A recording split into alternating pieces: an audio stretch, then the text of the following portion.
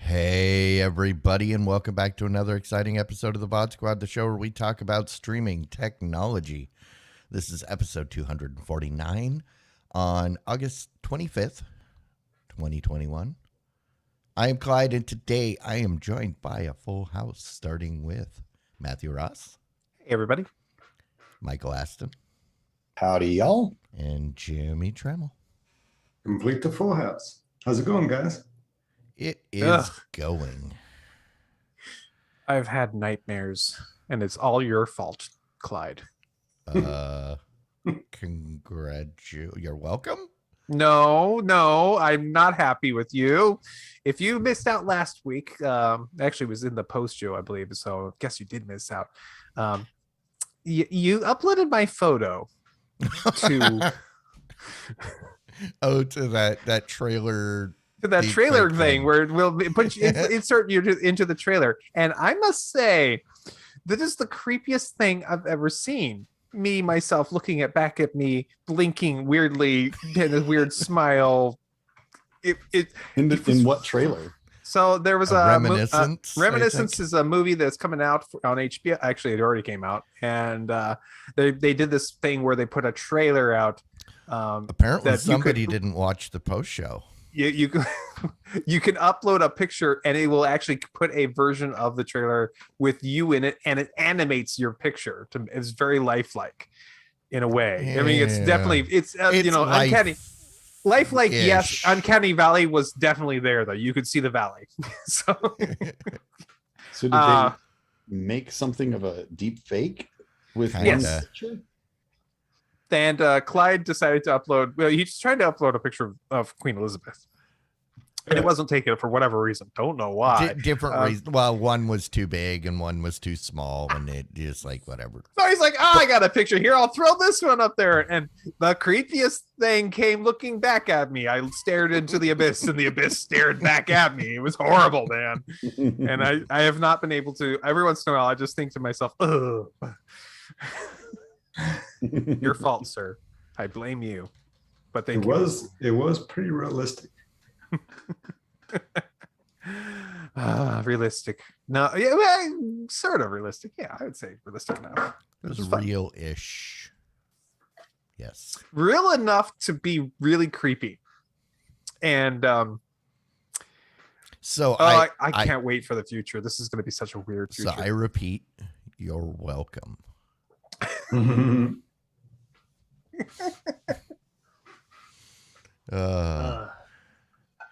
Well, should we just get right into it since we're all here and we can if you want.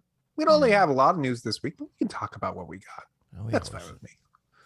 Well, sometimes we have lots of news, but this week we just have to talk about things like Hulu. You know, the guys who've been coming out. Hulu has been coming out and providing us with all these updates recently. Didn't they just recently come out and tell us that they finally gave us video that was more than 720p? I think they did. Yes. I think that was them a couple weeks ago. They keep on rocking out the hits. Guess what? They're now finally coming out with HDR support. That's right. You got 1080p? Yay. You got 4K? Maybe, finally. Haha. Now HDR available on some very specific platforms. It's going to be coming to the Roku with anyone with HDR compatibility. Many of the Fire TV brands, Apple TV 4K with 5th gen or greater, the Vizio TVs that have the built-in Hulu app that are HDR compatible, and the Chromecast Ultra. So there you go. You are now going to be able to watch your Hulu content with HDR enabled, and yes, you didn't know it wasn't there the whole time. I love that we are in a society where we used to be this kind of like everything has to be so pixel perfect in every way, and you know, and we feel that way, right? You know, some of us here are very like image quality is king. It's got to be perfect. Yeah, we've been watching Hulu this whole time in 720p and low and non HDR. So see, that goes back to the argument that I always make, is that people don't really notice whether it's audio fidelity or video fidelity. If you tell them they're getting the best possible, 98% of the people are going to be like, this is great. Or if you just let them, you don't tell them what resolution they're getting, but say it looks great. I don't think over the years I've ever heard anybody complain that the video fidelity on Hulu was worse than any other platform. So if you've got an HDR TV, Jimmy, and you've been itching to find out what what's that show with the lady from Mad Men, and Handmaid's Tale. Yes, if you want to know what that looks like in super high resolution, Well, congratulations. well, the operative word there is select shows. Yeah, but that's why I chose that one, because that's one of the ones that is on the list. I'm reminded of a skit by, I believe, Penn and Teller, where they offered up a water bar with, low cost water and high, very expensive water from, really horrible places, and people were saying how wonderful this water was versus this other water, which is the cheaper water, and it was a guy in the back filling up the bottles with a rubber hose. So from the gardens, yeah, exactly. People think one of the issues, and I don't disagree. You don't hear people complaining very much, but it's really gets down to what Jimmy indicated was, the fact that I don't complain about Hulu not being HDR and not being 4K, even though I use Hulu, because most of the shows I watch, I just assume that that's what they're available in. Right. Mm-hmm. I know that they're not going to look amazing and crisp, and that's just the expectation I have. And when I care about seeing something that looks good, I make sure that I've got that content in HDR, in 4K or whatever. And I go to the source that has the fidelity that I want in those rare cases. But for your typical TV show, most of those TV shows weren't recorded in 4K unless they're really new and really big budget TV shows. So, you just go with the expectation that that what you see is probably the best you can get. Yeah. In my use case scenario, I only use Hulu for watching the new shows. Right. It's my over the air replacement.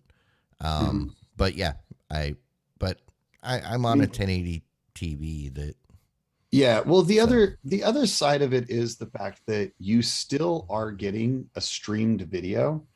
There's going to be compression. There's compression and stuff like that. So especially when it actually can be a problem when you're doing streaming and stuff on a very high fidelity, high resolution screen, because you can see that noise and the artifacts that get introduced by the digital compression and stuff. When I watched Game of Thrones, that was provided in 4K on my 4K TV, and in a lot of the black scenes, you could see that compression challenges because it didn't have a really nice clean banding. And then you go and watch it in a different source, that like on DVD or something like that, and like the same show doesn't have that, right? So it really matters what your actual source is as well. Yeah, your compression of the dark scenes is a huge issue, and absolutely almost every show you ever get onto that has a very dark scene, those can be really horrible. That being said, some of these really new TVs that compensate for that. LG's got some amazing technology that I've seen in person and gone, wow, they did the side by side. Like, that's very cool. If they are able to effectively fix that in post-processing in the TV, that's awesome. And that's pretty cool. Go ahead. I was going to say that was one of the benefits that plasma had over LCD. is because like with LCD, there's no true black because they're not completely off. Whereas, but this is the compression of dark scenes, and the compression of dark scenes, you could often see that square artifacting happening because of the unable to make a nice gradient. I was just saying you don't notice it as much on a plasma. But on that point, also, Michael, what you just said is that higher definition televisions make those artifacting more apparent, which means lower res wins, right? Sorry. In some cases, it can be better to watching it in a more representative view of the content that you're receiving. So I remember watching my shows in 480i, and I loved it. Yeah, and that kind of supports what you were saying, Matt. Supports what one of the things that Jimmy regularly says, which is, make sure you get a TV that has the solid processor and can handle those kinds of issues, because the TVs do try to make up for those kinds of problems, those artifacts and stuff, and the good ones do it really well. Huge difference. Absolutely. Yep. It's night and day what I get out of my $300 TCL in my office versus my even $800 LG that I've got, right? And they're both 4K HDR compatible screens, but there's a very significant difference between the quality of what I see on them. One last example before we move on to the next story. We switched from 720 to 1080p within the last year, and nobody noticed.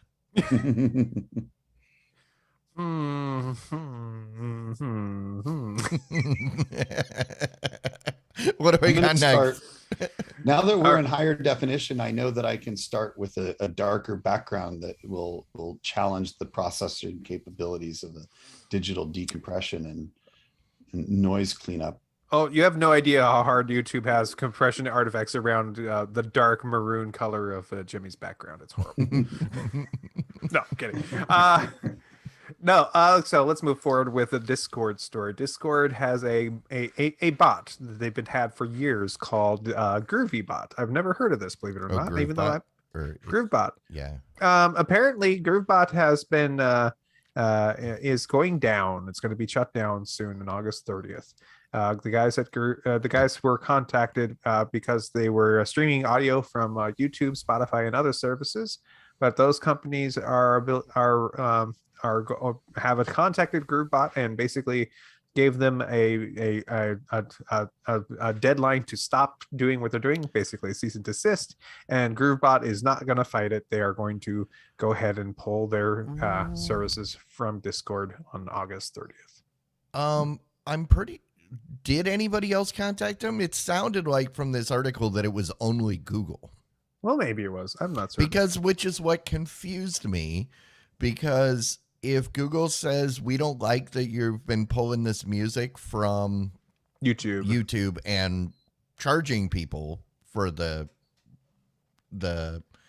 right to do it, couldn't they just shut off YouTube and then say, screw you, Google, we're not shutting down? Because they also, but they're shutting down completely. Good. I have a question. I'm not familiar with GrooveBot. Is GroovyBot, are they actually charging the streamers in order to play the music? They stumbled into the same minefield that Aereo, that killed Aereo, in the fact that if they weren't charging anybody, there probably wouldn't have been any issue.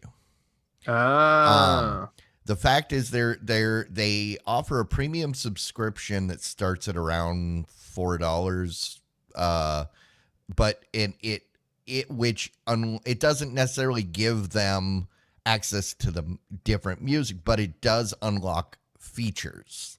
Okay. Which in theory, I haven't used it. I am familiar with it on Discord, but those features potentially make getting the music from different places a little bit easier.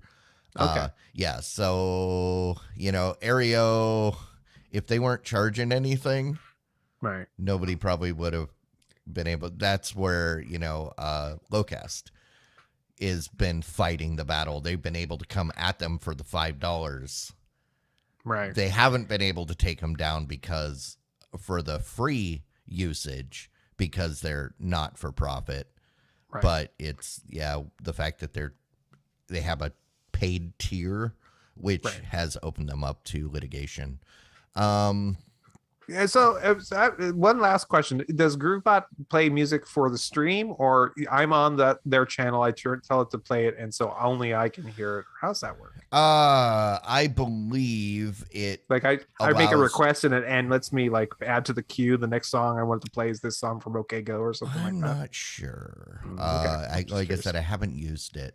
The sad thing is, so they obviously went after this because it's on over 16 million Discord servers. Wow. And That's it a lot. and the users of those servers have amassed more than 250 million users. The problem is that there are other music bots on Discord, and with Groovy not putting up a fight and just shutting down, that basically sets a precedent and opens up. I'm pretty sure that all the other ones will go away soon. And within the next few months, Google will have their own. Oh, okay. Hopefully this is what's happening here is GroovyBot, they sent their lawyers after them and they said, your options are A, sell out to us, B, quit you doing your thing in 7 days or get sued out of existence, or C, we're going to shut you down in 7 days, but we're going to hire you for our own thing and we're going to earn the money and you can have a job. I hope they give them a job. That'd be nice. Just saying. Yeah, I doubt that Google's going to pay them anything. Because from what it sounds like, the more than 250 million users, 98% of the played tracks came through YouTube. I'm pretty sure that Google just said die, and then they're ready to just spin up. It's a bot for Discord. Yeah. They can probably spin that up in an afternoon. You can make another one. So, yeah. All right. Hey, guys, are you a fan of OnlyFans? No, I'm not. That place is creepy. Well, that place is originally intended to be a non-sexually explicit thing because that was actually its original intention. It quickly turned into a sexually explicit thing where almost everything on there is you basically paying for access to a sexually explicit something. So the guys who invested in OnlyFans, the big banks, have basically come in behind the scenes and have told OnlyFans that they are going to stop investing in the company if they continue to do this kind of allow this kind of behavior. And because of that, OnlyFans is going to start banning the sexual content on the service, and is going to be in the future. It apparently was starting to do a suspending of accounts and has since then kind of held off on doing that for now.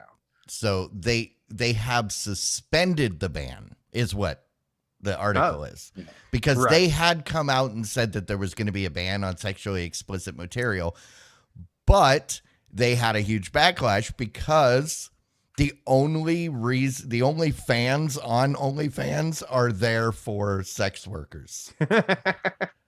So in other words, I was going to say, I had only ever heard of it in the context of being a porn site. So here's the deal. A lot of people that were, and I use the term because it's the official term that was used in the Patreon side.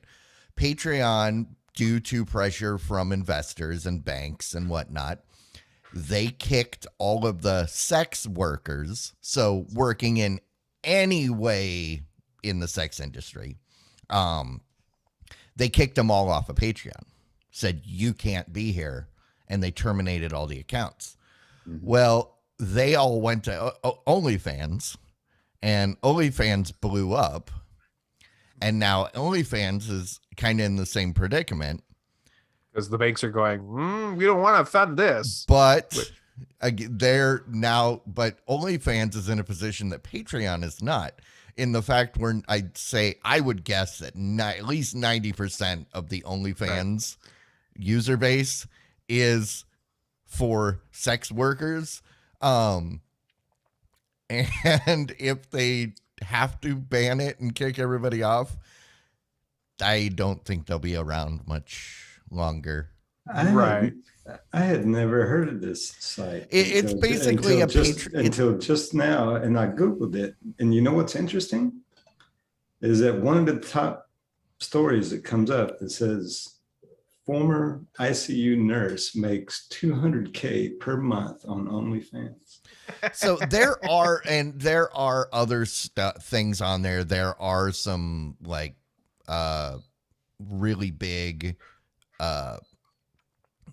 chefs and other things, but at this point there was a hostile takeover of this community, and it was originally when I heard about OnlyFans, which is when like 2 years ago or something like that. I heard it was like, oh, so you have your favorite baseball player, he can set up an OnlyFans page and say, oh, I'm going to be on, you can pay to talk to me and come and have a conversation and we can have a chat, and I'm available at these times. But and you did, and the person was naked when you showed up. No. And you were like, whoa, no. No, but that's the idea, is that your biggest fans can come and have a conversation for you with a fee to come see in. And of course that lines up perfectly with what is being used for now. You have to pay to get in and talk to the person. Of course it does. And also I love the fact that that the nurse is able to get more funding going through OnlyFans, and Helloooooo Nurse. And so that's wonderful stuff. Yeah, I wonder what category she's under. 200K a month. I don't know. People pay for stuff. It's amazing. Yeah, I mean, that's capitalism. Yep, that's true. All right, so Zoom has a brand new update that's being set up for their iPad users. What is happening is that the iPad has the ability to sense a lot of things that are happening on, like what you were smiling or other things that are going on. It is now using that same sensor to pick up whether or not you're doing certain gestures and doing things with them, which I don't know. Doesn't sound like, getting a thumbs up and making a thumbs up appear on the gestures, or waving and the hand raise icon shows up. But I know, Clyde, that you could think of some other gestures we could give it, move along, something like that. And so I would do one, but I went for it. I was on the freeway earlier and both of my fingers are sprained. I can't use them right now. What are you suggesting? The bird, sir? Are you flipping a said bird? I was telling them where they could go. Up. They could go up. Gotcha. Yeah. It won't do it. It doesn't work. What are you trying to do, sir? Are you using my hand? Well, are you on iPad? On an iPad. It requires an iPad because the iPad has the sensors. No, just on a Mac. I'm so sorry, sir. Not an iPad. No, but this is. I do think that's totally pointless and not particularly helpful. If you're already going like this, then what is the point of putting like the emoji on the screen? Well, we've used this in schools, and you can actually have the icon will appear and say Matt Ross raised his hands even though you don't have him on the screen. Yeah, like this is useful for situations where everybody that is not the primary presenter is muted. Yep. And people need to raise their hand to say, hey, this person has a question. Because on an iPad, I'm guessing it's not easy to get to. Swipe down, swipe up, swipe. You probably open have the menu, to menu. Exit the app to go into another thing to be able to press because pinch you and don't twist. Yeah. And so it makes sense for that kind of device. It would make sense if and I don't know. I didn't read the article totally here, but it would make sense if, let's say, if it was a big meeting, right? Maybe you had like a board meeting where you had 12 people or more, and all in favor. And if you thumbs up, you're voting yes, and if you go thumbs down, it votes no, and it tallies all those together, and you could see in real time, who's voting yes, who's voting no. Yep. Right. That would be a good use case of it. Yeah, but, I really don't want this, because half the time during meetings I'm making gestures I don't want people to know about. It's the fact that they can't see me. Hey. Well, it's only doing 2 gestures right now, so iHome is going, unless the gestures you don't want them to see are Why does raising Clyde your keep hand or raising giving his them a hand? thumbs up, then it's okay. It won't communicate the gestures you make, Clyde. it's okay, Clyde. iHome has a product for you. It's the iPad Zoom sensor blocking device. It's a piece of tape that goes over. I was going to say 3M already, as we were talking about beforehand. 3M already makes a product, but they make actually several varieties of the same product. But Absolutely. Yep. You can fix that problem. No problem. It's always an analog hole to the digital problem. Okay. Well, speaking of, those meetings and stuff, the guys at Facebook have been working on their Oculus platform to provide us with a way of making a meeting rooms a more virtual place. They've introduced what's called workrooms, Horizon workrooms. This is their attempt to literally make a working environment that you can do in VR. Also, you can join the workrooms without, if you don't have a VR, you can actually join the system using a PC. The demonstration I got a look at here today gave me a good idea of what I could do. It lets you see, that you can actually have a whiteboard situation where you can actually do it. It gives you an interface that gives you an avatar in the system. It's a good idea. And I'd love to see it in another iteration or two. Also, I'd like to see it from somebody other than Facebook, because I don't trust them worth anything, but that's just a personal problem. But at the same time, Clyde, I'm sure you have thoughts. Oh, I think this is so dumb. First off, I want to know, why are all the people amputees? They're like, they're like all just sitting Just on chairs the waist up. Yeah. Drawing legs is hard, man. But no, I don't get this. Sitting through a meeting wearing a headset, VR headset, sounds like absolute nightmare to me. I know I've heard Andrew Main talk about this. He's had pretty good experiences. But yeah, I don't get this. I am all on board for VR,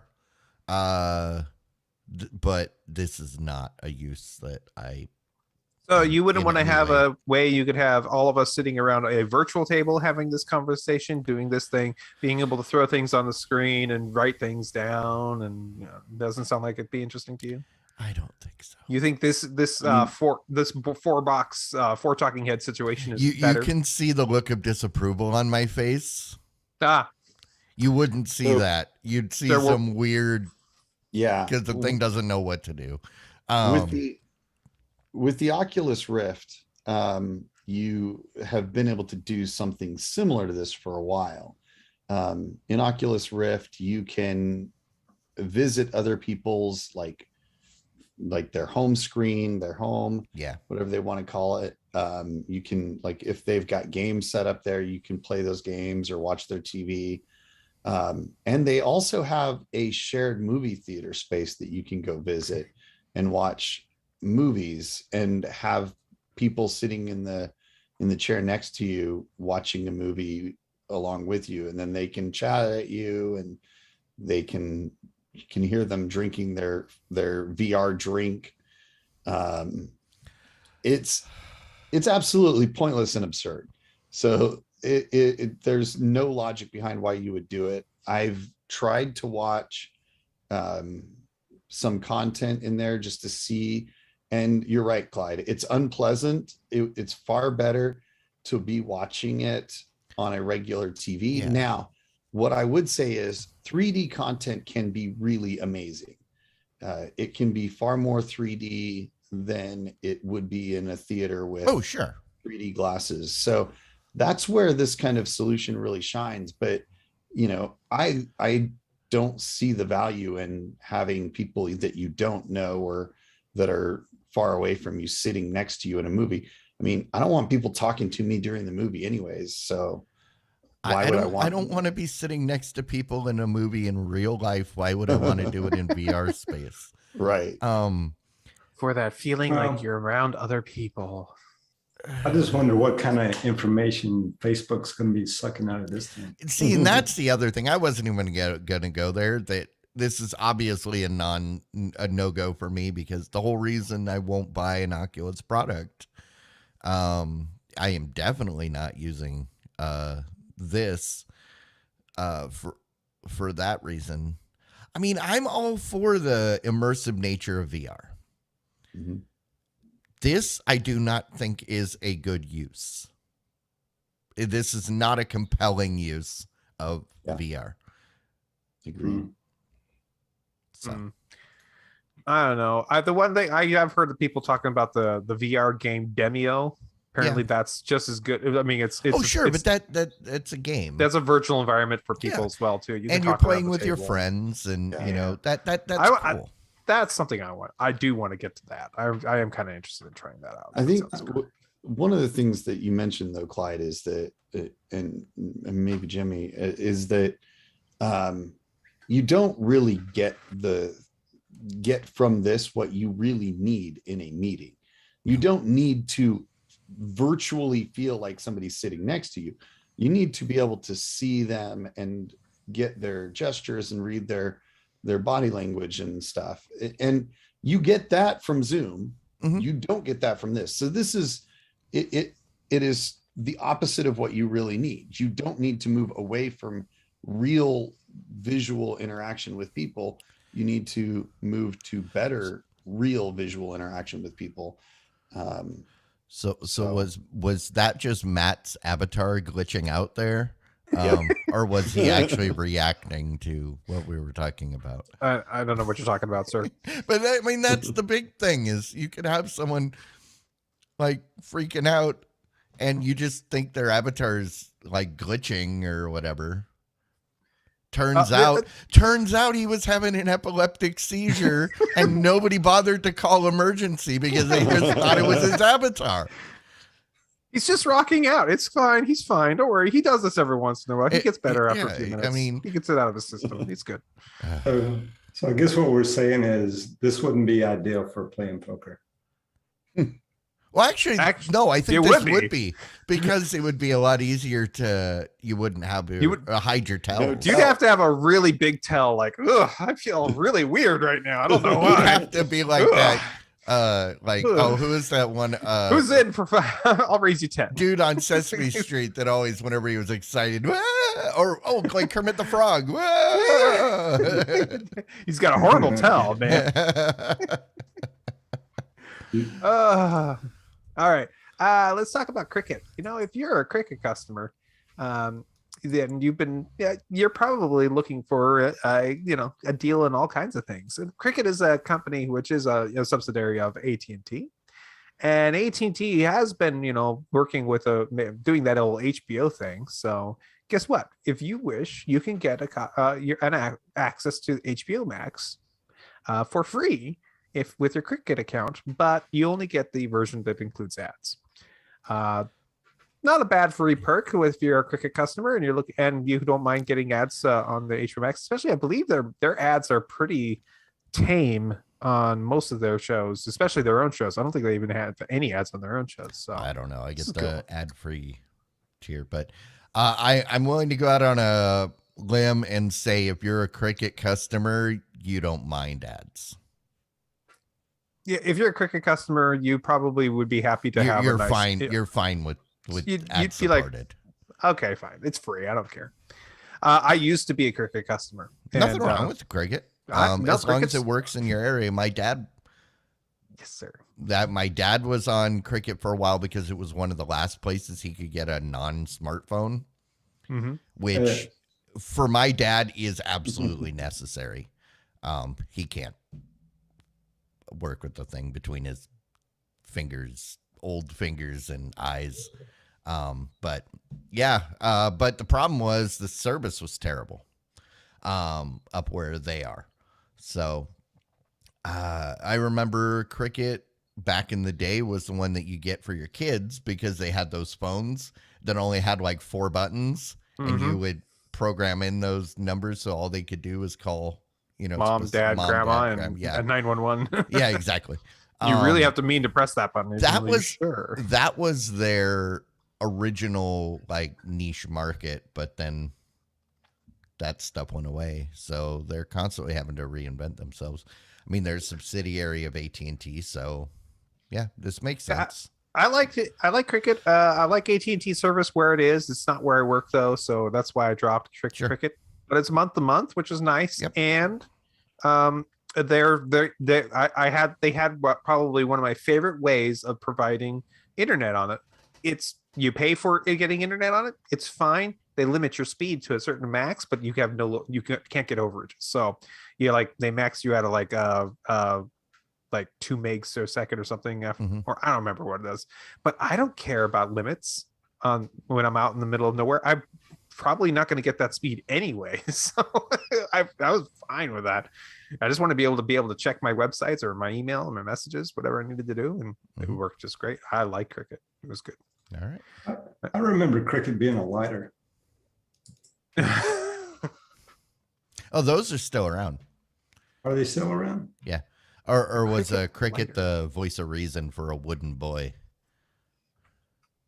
Jiminy, I'm not sure. Jiminy, I'm not sure. There you go. I'm just looking it up. I mean, if that's what AT&T's doing, what is T-Mobile up to? Oh, they're trying to one up the guys at Cricket, of course, because T-Mobile is giving you a free year of Apple TV Plus. And this is interesting because if you already have Apple TV Plus, or you have one of the free offers that they provided you, 3 months or 6 months or whatever the year what it was before, they are going to tack this on the end of your existing deal. So if you already are for 3 months, you get to go ahead and when you sign this on, they will go ahead and add this year on top of that. I know that you have T-Mobile, Jimmy, so you should probably take advantage of this, and you will go ahead and get a free year of Apple TV Plus tacked on to your account. So for just being a T-Mobile user, all you need is one of the Magenta or Magenta Plus plans in order to get this. I'll tell you, it's starting to turn out to be a pretty good deal because I already get nearly free Netflix, right? You add this onto it as well, right? That's not bad. Absolutely. I'm going to sign up for this. Do you have to choose?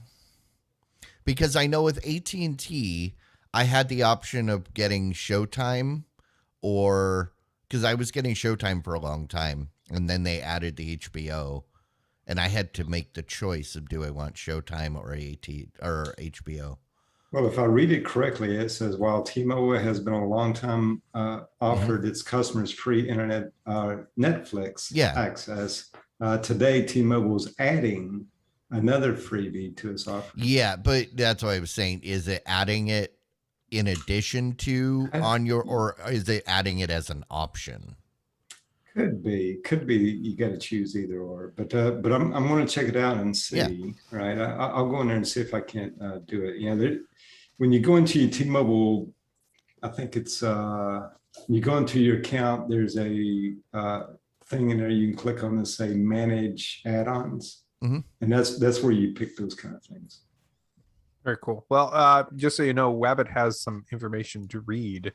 He has something he wants to have said, and I can read it if you want. Today was the first day to sign up for this promotion. He's been after trying for the website and at half an hour with support, it's not working yet for him. He's going to try in a couple. He said try in a couple days. Also, says he doesn't think it matters what plan you have. It shouldn't matter. I've overheard that it requires one of the magenta plans, but I could be wrong.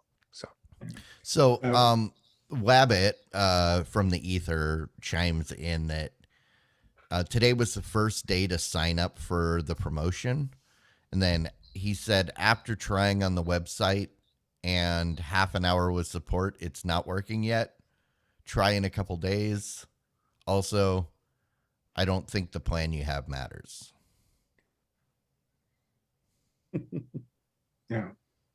So One thing that T-Mobile implemented not long ago was like military plans, right? Which even if you're a veteran, right, you can sign up for it. And I did switch over to that, and I had to re-pick the Netflix offering that they had. So so this wasn't out there yet when I did that. So I'll go out there maybe sometime tomorrow and check it out to see if I can add it. Yeah, he was saying when he was on the phone with them, they didn't care what plan he had. So, okay, and that's straight from the Wabbit's mouth. Twice.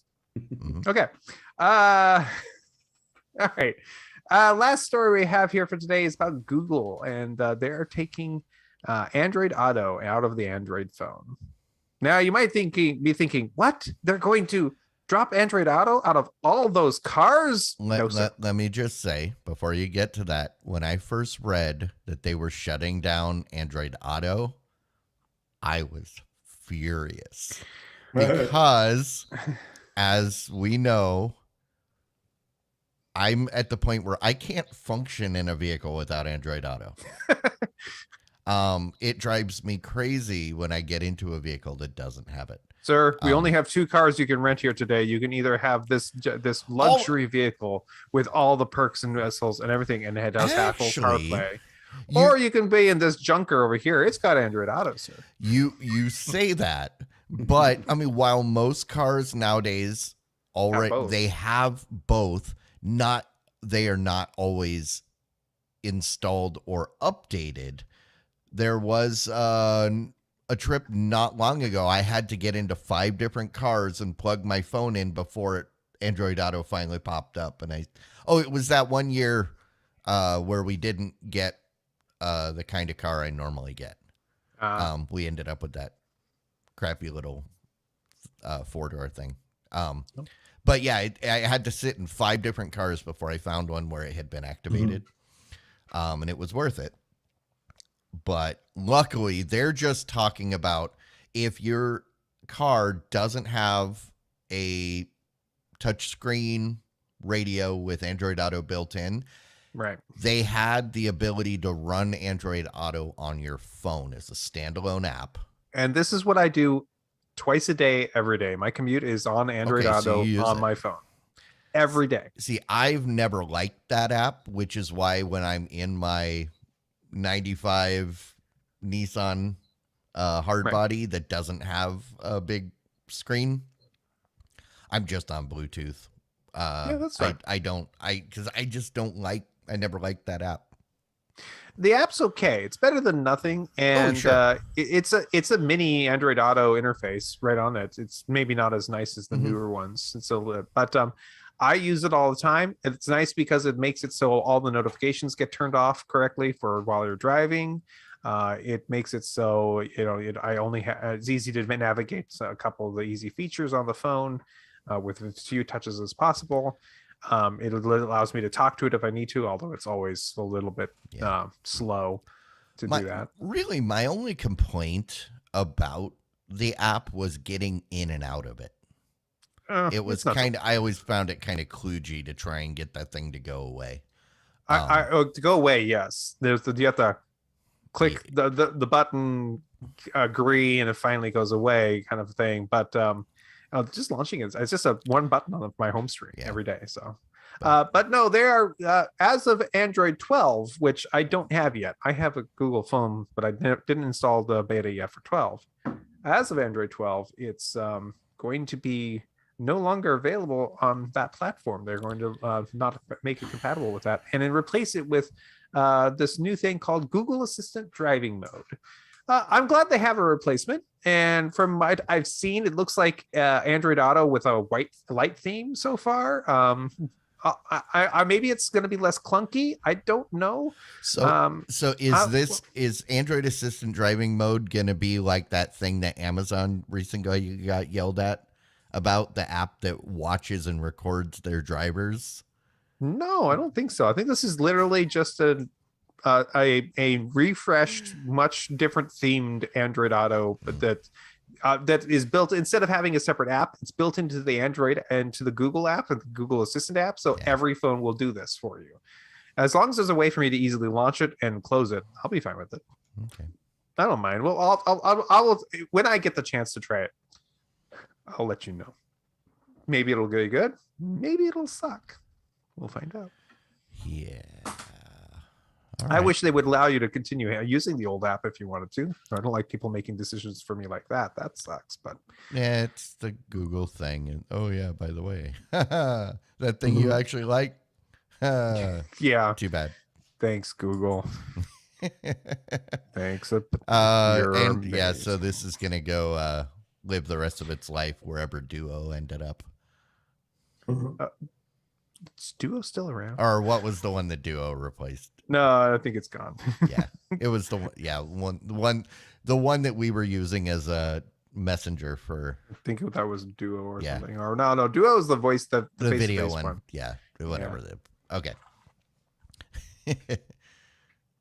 All right, and with that is the stories for this week.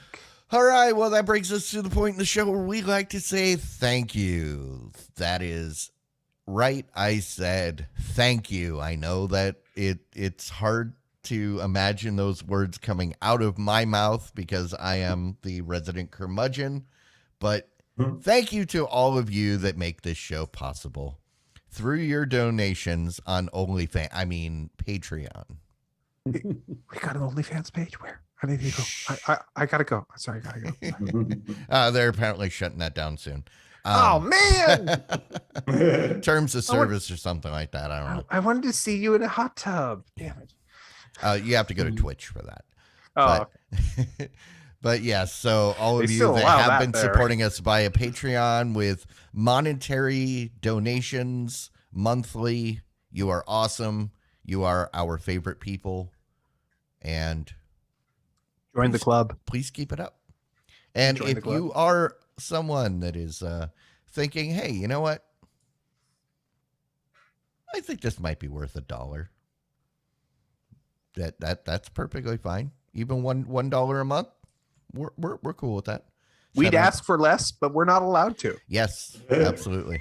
You head on over to patreon.com/thevod squad, and thanks in advance. So let's get on over to some rants and some raves.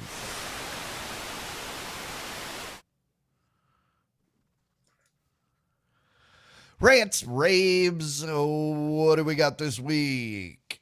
I have a more traditional rant and rave today. Okay. My wife and I said, you know what we need to do? We need to watch these old movies that we've never watched before. And like, okay, well, like, what do you want to watch? And she said, well, what's a movie you've never seen? She's been flipping through. And I said, okay, I've never seen Beverly Hills Cop 3.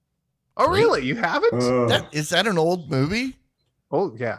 Beverly Hills Cop 3, it was from the 90s. Yes. Well, you know, so it's like the 90s. So you say old movie, I'm thinking pre-1960. I know. What I'm saying is that when, that's just because you're old. I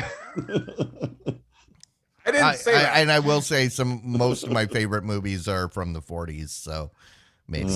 But no, it was like she's flipping through and she's like, oh yeah, remember this trilogy? And I was like, I think I watched the first one, but not the other two. And so we had recently watched Beverly Hills 1 and 2. We just happened to because we actually like those two movies. But then 3 came up and she goes, oh, it's really bad.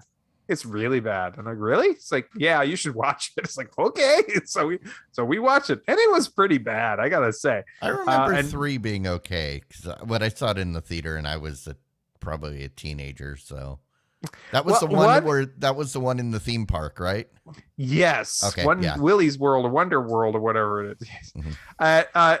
1 and 2 had a different feel than 3. 3 felt much more let's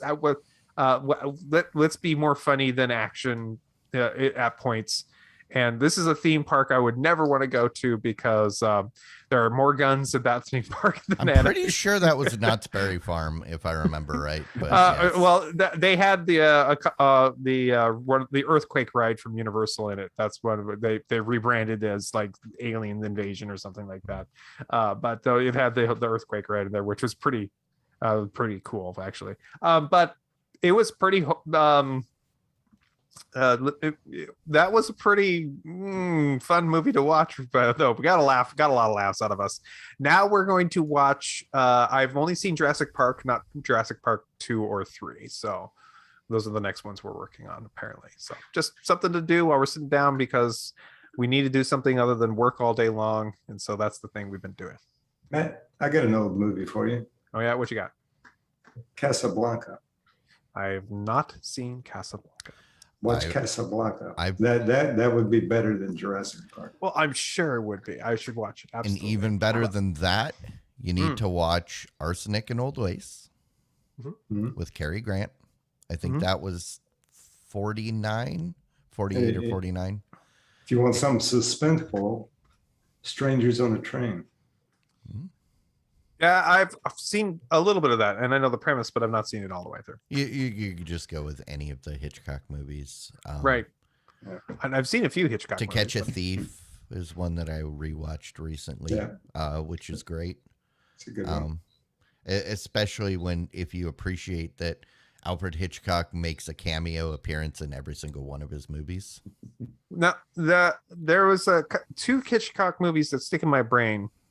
One is Vertigo, which has the most up to that point the most amazing shot in cinema history, which is that the how he did the expanding stairway to make that shot. That was just genius on his part. I completely that was a practical effect, and he did amazing with it, quite frankly. And I can't remember the one, but the guy had to crawl underneath the merry-go-round, and that was the creepiest thing I've ever seen, where the guy had to crawl underneath this, like disarm something, and if he like got an inch too tall, he'd take his head off or something like that. It was like, that's scary. I don't know. Maybe that wasn't a Hitchcock movie, but I thought it was. I don't know. Yeah, I don't know that one. Okay. Sounds like a Twilight Zone episode. Maybe. I don't know. I thought it was Hitchcock. Maybe. Yeah, I don't know. All right. Mike? All right. Well, so I haven't been watching much, but as tends to happen, I go all in on a single show because that's how my wife and I watch TV. So she, a couple weeks ago, decided she wanted to watch Veronica Mars, which I'd never seen, but I'd heard pretty good things about it, as had she. So we decided to give it a shot. And we are about two-thirds of the way through the first season, would be my guess. It's actually pretty decent. So it's like it's definitely intended for like teenagers, and she's like in high school solving crimes with her PI dad occasionally and whatnot. But it's pretty interesting. It's Kristen Bell and Ryan Hansen's in that one, right? I don't know. Yeah, because if it's Kristen Bell, it's one of the Kristens, right? Yeah.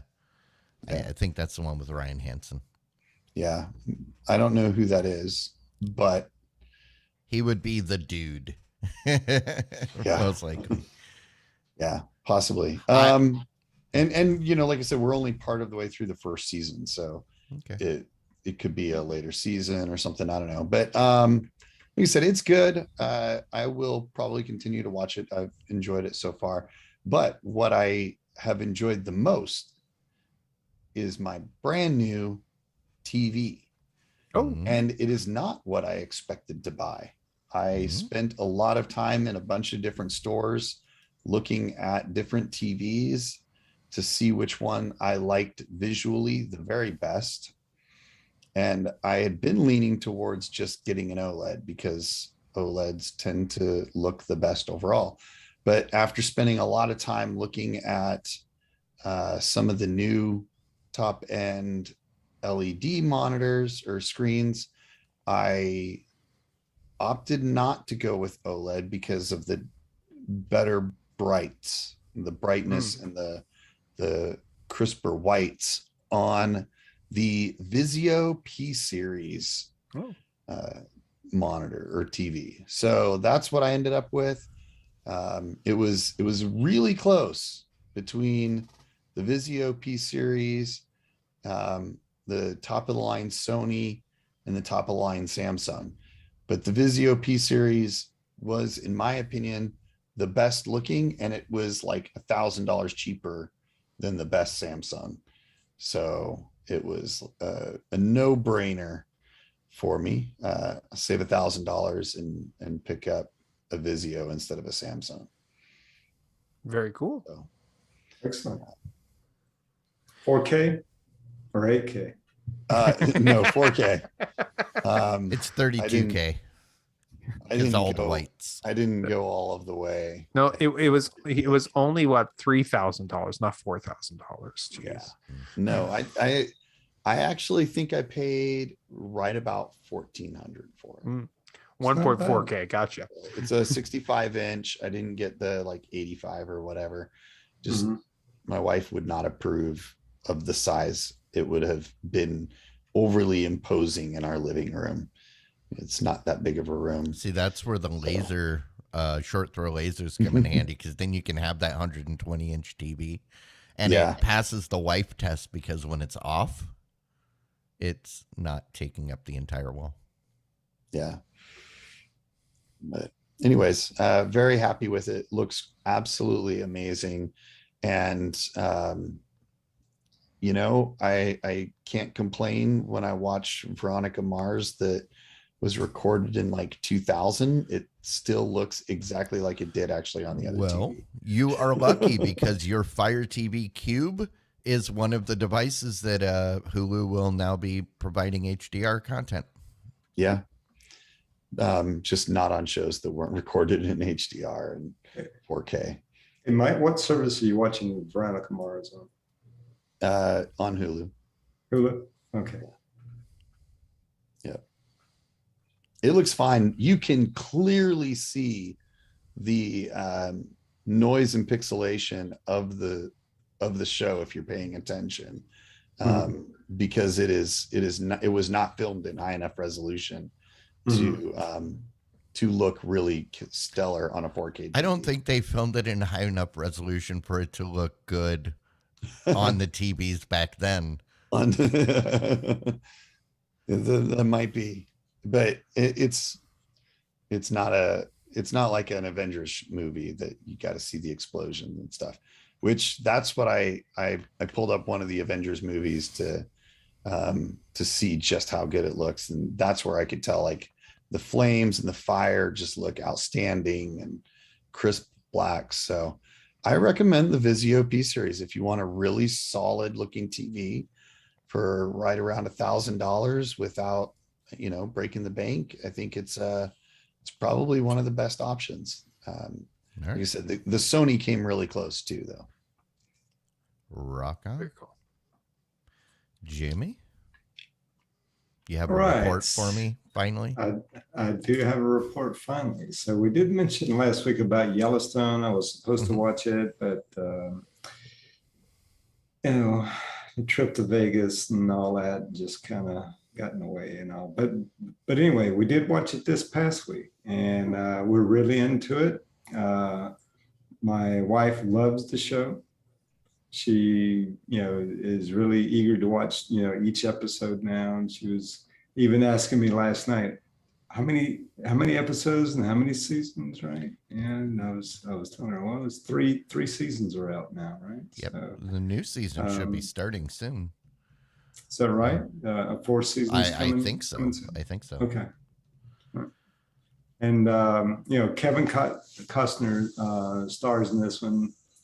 And then there's a lot of other actors. You might You'll recognize some a of lot the people. some folks in there that's been in other stuff, right? So the cast is really good. It's well written. They do a good job there, portraying. I think the setting's in Montana. Mm-hmm. So there's, it's a drama, and there's conflicts in there. People kind of going against each other, and it's really interesting in seeing the actors, and the cast is really well, and seeing them pit against one another. So, and I would say there's enough there to keep everybody interested, right? Yeah. If you like dramas at all. So really like the show, and if you say, I think it's on Peacock is the service you have to watch that on. So I subscribe to Peacock for the Olympics, and looks like I'm going to keep it at least until we get through Yellowstone anyway. Yeah. Yeah, I figured you'd like it. It has some things in it that I really liked about Longmire. Kind of that balance between the city and the reservation, and the people, guy just trying to maintain the life the way it's been. Everybody trying to force them into the future, but someday I'll watch the whole series. I watched I think the first 2 episodes for free, because I didn't find out about the show until 2 days after it was taken off of YouTube TV, and because they launched Peacock. But yeah, cool. I'm glad you're enjoying it.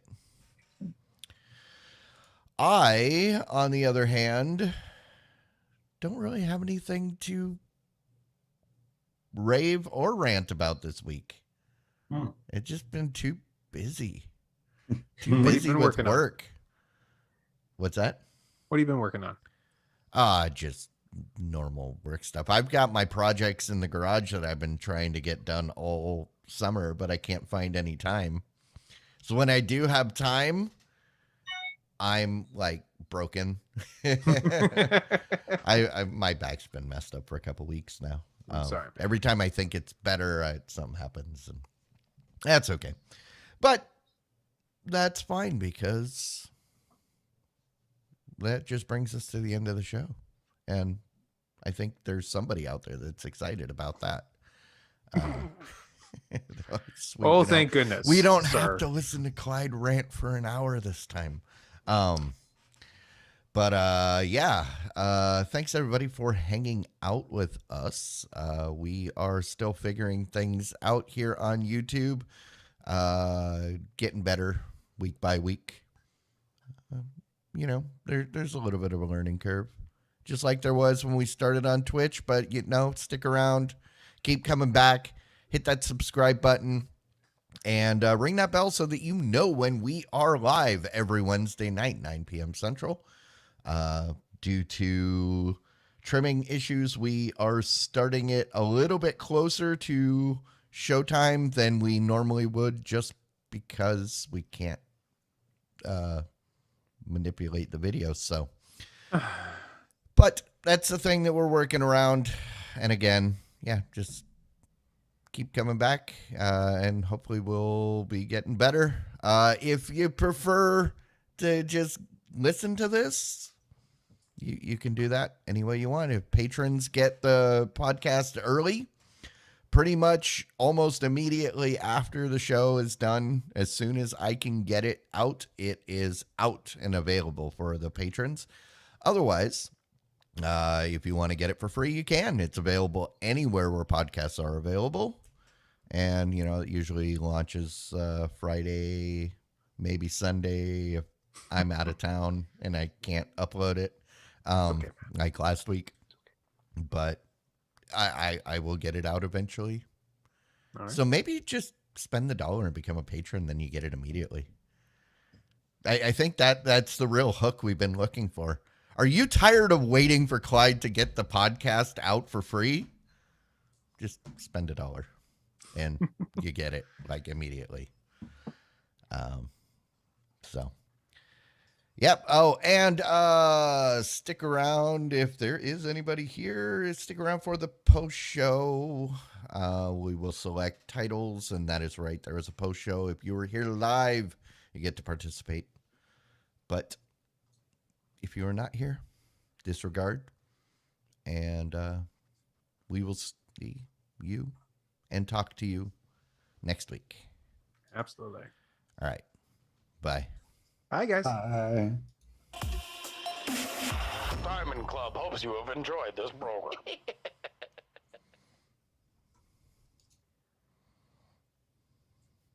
Recording stopped. Mm. All right. I'm not going to bother. I'm not going to bother stopping it for the post show because as we discovered last week, you have to like relaunch. Totally kill the show and yeah. make a new show. Well, That's all right. We ended just up have being it ended up being a little bit more involved than I thought it would be. So that's fine. We tried it. Didn't work. Yeah. So I have an idea for recording kind of thing. We should do the show live on YouTube, absolutely. But at the same time, we should have people on Discord, maybe. I don't know. And I don't know how that would work or not. But, you know, you could do the live, the YouTube bit and make that a thing and then make everything else on Well, I Discord mean, we could do you're talking for post show. Yeah. Yeah. Oh, no, I thought about that, but there actually needs to be people here. If Well, there were people here, then we could be like, yeah, you know, just let's hop into Discord. Right.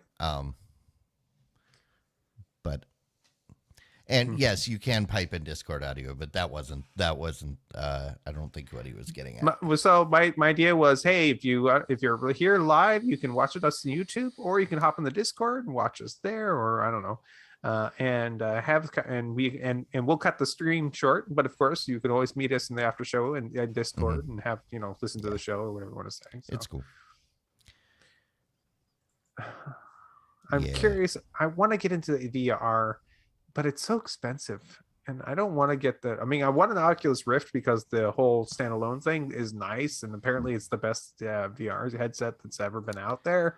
But I don't want to do anything that has to do with Facebook. So see, that's why I want the HP Reverb that came out earlier this year. It's 500, yeah, 500. which is reasonable for the the quality. But even if I could have bought it, but the problem is I couldn't get a graphics card. Oh yeah. My graphics card is not up to the task. So, and right now is definitely not the time to be trying to get a graphics card. So,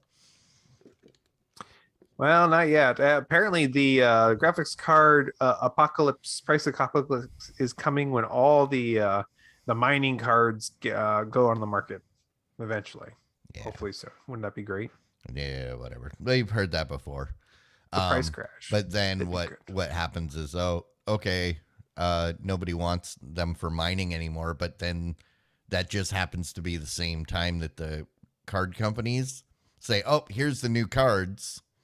And then you've got the stupid demand all over again. Well, no, see, if all the old cards, you know, were sold for miners, and at the same time Nvidia comes out with the 4000 series, that would make the older cards even cheaper if they're available. But the problem is there weren't any available to begin with, and you don't want to buy.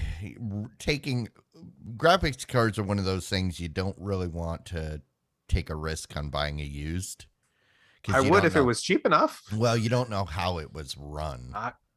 Yeah. That's well, the actually, as long as it's clean and not damaged, and they want to make money off the cards, so they don't want to damage them. Obviously, they'll run them hard, but they probably won't do anything bad to them.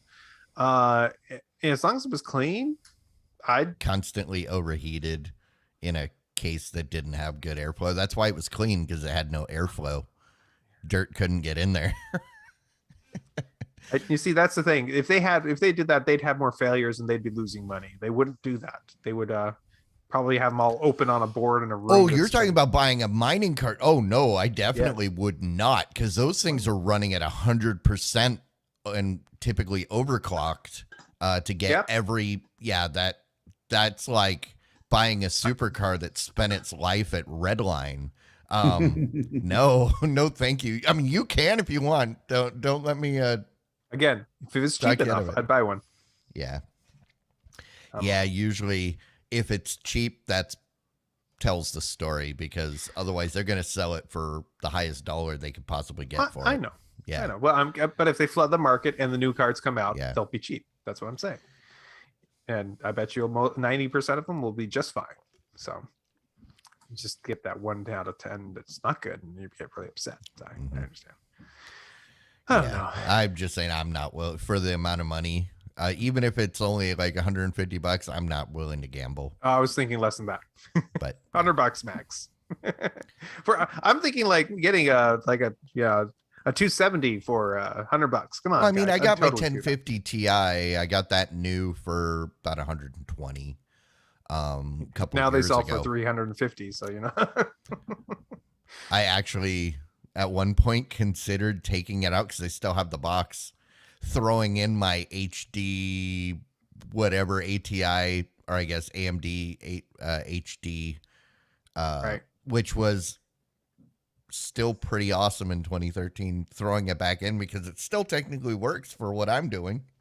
Right. And selling my 1050, but it's okay. Oh well. All right. Well, we do have some titles. Okay. Who we got?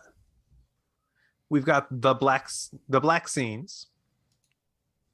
I remember 1080. I remember 480i, and I loved it. Helloooooo Nurse. Can I HBO ask? Was Remind you trying to do Remind, but you accidentally submitted it as a title? Did I? Yes. Oh man, I voted for it either way. It's in submit order, so I was going to get to it. HBO Max is playing cricket. We'd ask for less, but we're not allowed to. 4K or 8K? Nah, just 1.4K. Yeah. And Remind.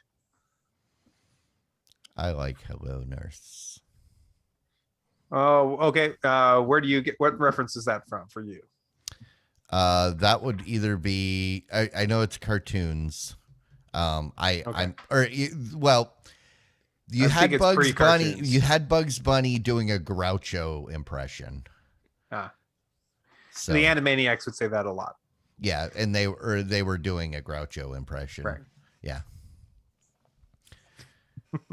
What's the $64 question? 42 is the answer. No, that's what Groucho Marx used to say on his show. Right? Yeah, What's well, the $64 question? he hosted the $64,000 or whatever question. Yeah, I can never get that number right. I think it was started as the $64,000 pyramid. Well, the name of the show was "You Bet Your Life." There it is. Oh, you bet your life. Oh. And it was always the $64 question. And if you lost, they took your life. Oh. By the way, I did look up the movie that is a Hitchcock film where the guy crawled underneath the merry-go-round. It was Strangers on a Train. Oh. And the old guy does crawl underneath. So I don't remember they're that. fighting on the merry-go-round and it's gone crazy and circular. And the old guy says, "I'll get to it," and he crawls underneath to turn off the system. So yeah, that was toward the end there. Because that's where the controls would be. Yep, exactly. And now I remember. Okay. Yeah. But see, you mentioned Vertigo or something like that, and I was trying to picture that scene you were describing in Vertigo. And I was like, I don't remember. The famous Vertigo shot where the guy looks down the stairwell and no, he was trying to picture the the merry-go-round in Vertigo. That's why. He was Oh God. confused. I was like, yeah, I don't remember that. Yeah, it must not be the. No, they they wouldn't. Yeah, they wouldn't have put him on a merry-go-round in Vertigo because he wasn't afraid of spinning. He was afraid of heights. Yeah. No, but Vertigo had that amazing shot, that amazing practical shot where they literally made all the different stairs go up at different levels, and the camera was raised out of that entire thing in order to make that amazing Vertigo shot before they had f-stops and things like that. So I think you just stumbled on your path through the movies. You just need to watch through the Hitchcock collection. Start at the beginning. And watch all the way through. I probably would enjoy it for the effects. Essentially, I think I would enjoy it for the effects more than anything else. I still say watch Casablanca. Oh yeah, I mean that is a good one.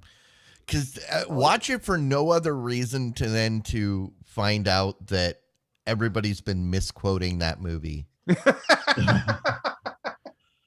that played again, Sam? That's not the quote. She says something along the lines, play that song, the one I like. Or it says, Sam, play that song, the one I like, play it again, or something like that. But yeah, it's one of the most misquoted quotes. All right. Just like everybody quotes Cary Grant saying Judy, Judy, Judy to Judy Garland. But that was actually a comedian on stage who saw Judy Garland in the crowd. So he was doing a Cary Grant impression and called her out. It wasn't Cary Grant. But all right. I gotta roll. okay. All right. See you, dude.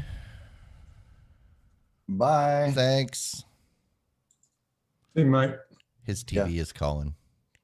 He's been away from it for too long. That's I right. hate it when that happens. I'm getting withdrawals. So, did we pick a title? We're gonna pick one without you, Mike. Just so you know. He got his votes in. Okay. Yeah, I got my votes in. I voted for the two that are on top. So Oh. Okay. Fine. Must be So you're nice. okay with either of those? So, I'm say either of those. all right. Okay. Get out of here so I can Fine. change the scene. I kind of like the 4K or 8K, not just 1.5K. I don't know. Any of them are kind of good. Yeah. I like Helloooooo Nurse because I can drop off a couple O's and make it a. That one's good too. I remember 480i and I loved it, but that's me. I can't say I ever loved 480i. Although I didn't mind black and white. 480. I remember when it was 180. Don't you remember when it was like 3x3? 480. I mean, 180, I think, was the resolution of VHS, if I remember correctly. VHS, the cassette tapes, or VHF? The cassette okay. tapes. I think So it was 180. Wasn't 180p. that the run length was 180? Yes. So Or it was, no, it was the run length, not the resolution, right? Yeah. So the Yeah. the rows across were 180. I think. So If I remember. the television was did have a standard of 640 by 480. Believe it or not, that was the number of that was the resolution that it was able to do. So and they were actually and then Rabbit even says that 480i was the NTSC standard. So you were watching 480i the whole time and you didn't even know it. Yeah, because it was 180. The VHS 180. So tapes it were- was so I stand correctly. It was 240. Okay. Is what it was for VHS. It Yeah, I was gonna say 240. because 180 was the run length. That was Oh, you know what it was. So 180 might have been. Was that like for regular broadcasts? I remember that somewhere. Anyway, but VHS was 240. But the 240 would probably be would be the 480i because it's interlaced, and so that would be the doubling of the resolution there. So, so yeah, it could be 240. Absolutely. See, interlacing, it's when done right, it's awesome. When done wrong, it sucks. No, I was going to say, I think this is what I was thinking was what was tripping you up because of all the. That might have been what I was. And that's the run length of the tape. Because 180 was very common for the VHS. Tape. Maybe that's what I'm remembering. Yeah, I remember a 180 being in there somewhere. I guess. That's what I figured. Hey, I played video games at 320, and I was happy. I played. What was Atari? I don't know the res. Oh, guys, good question. I mean, it wasn't even 8-bit. Wasn't NES 8-bit, and that's why it was. So Atari had a resolution of 160 by 192 pixels. So that was as high as that could go. Now the Nintendo. Because that was the first 8-bit, right? Well, that was all you needed for Pong anyway, right? Yeah, that's true. Yeah. Well, no, Nintendo to get it up to the resolution of 240. So they did the original Nintendo would actually go up to that. But the TV signal itself being received was a 480i. So they was just not interlaced at that point with the 240. So yeah, it was because that was the NTSC standard, as Wabbit pointed out. Yep. And then you get the weird ones if you went to PAL. Yeah, those guys in Europe, they can have their pals. I remember I bought a skate video when I was in France in 98. Yeah, and I never got to watch it because I didn't know about PAL at that time. I'd never seen PAL. Was it a VHS or something? Yeah, it was VHS. So why didn't you just take your switch on your VCR and go to PAL mode? Because your TV go to PAL mode. It didn't have one. Oh, okay.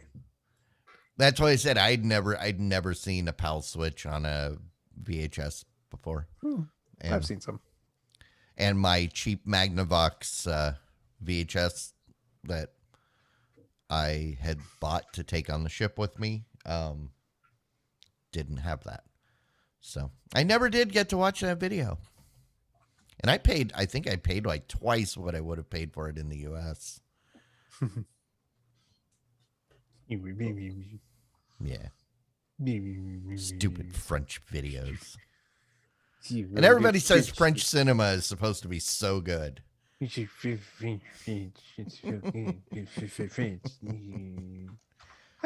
cinema is French cinema. It's its own thing. And if you like it, you like it. And if you don't, it's kind of weird, actually. I've seen a little bit and I was like, ooh. Oh, I think the in France, the saying goes, if you like it, you like it. If you don't, you stupid American. I think that's how it goes. Okay. Obviously, they say it in French, but that sounds there's French like enough. There's got to be like a beret and a cigar or a cigarette and a pencil long mustache holder, but but yes, something along those lines. All right. Well, anything else, or should we just shut it down? If you want, we could shut it down. We just need to actually pick one of these titles. I say let's go with Helloooooo Nurse. What? Okay. If you want it, go for it. Helloooooo Nurse. All right. So I am going to copy that and put it into the doc. And we will make that official.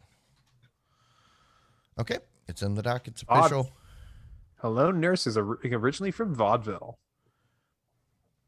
But it was Groucho, right? Or is I wrong about that? Because I'm pretty sure I remember Alan Alda doing that in MASH when in his Groucho glasses and his cigar. And he said it to a nurse, but I might be misremembering MASH. I'm looking it up as fast as I can. Yeah, I think he had an episode or two where he'd do that. Well, he did Groucho impressions all the time, and I was thinking that was one of them. But Yeah, Groucho Marx. He was. I like that one. I forget which movie it was, right? But there was some lady, that he was. They were hugging, and she was kind of getting passionate with him. And she kept saying, "Oh, closer, closer, closer." And all of a sudden, Groucho Marx says, "If I get any closer, I'll be behind you." yeah, because and I'm pretty sure it was Groucho, because Groucho, I mean, the Marx Brothers got their start in vaudeville, but the Marx Brothers. They were actually 4 Marx Brothers. Do you know all 4? Yes. You had Groucho. Matt, do you know? No, I don't. I know that Harpo, Groucho, and I don't know the other ones. I'm sorry. Those are the only 2 I know. Zeppo and Chico. Chico. Yeah. And as Gilbert Gottfried is known to do in his imitations of Groucho, talking to old Groucho, why did you make that later movie? 'Cause Chico needed the money. It was always because Chico needed the money, because Chico was always in debt. So that they would always do those reunions to make money for Chico. Yeah, Zeppo wasn't in all the movies that the other 3 were in. There was a couple of movies maybe that he was in. I don't even remember how many. I think I saw one movie that he was in. Oh, hey. Oh, God. Sorry. No, that was it. I was going to say, fun fact, Hello Nurse is also the basis for the wolf whistle. I can't whistle right now, mate. Yeah, so if you know the wolf whistle, that came from Hello Nurse. Know that. All right. Careful, you can. Yeah, go. On that note, we'll shut this down. Okay. Thanks. Bye.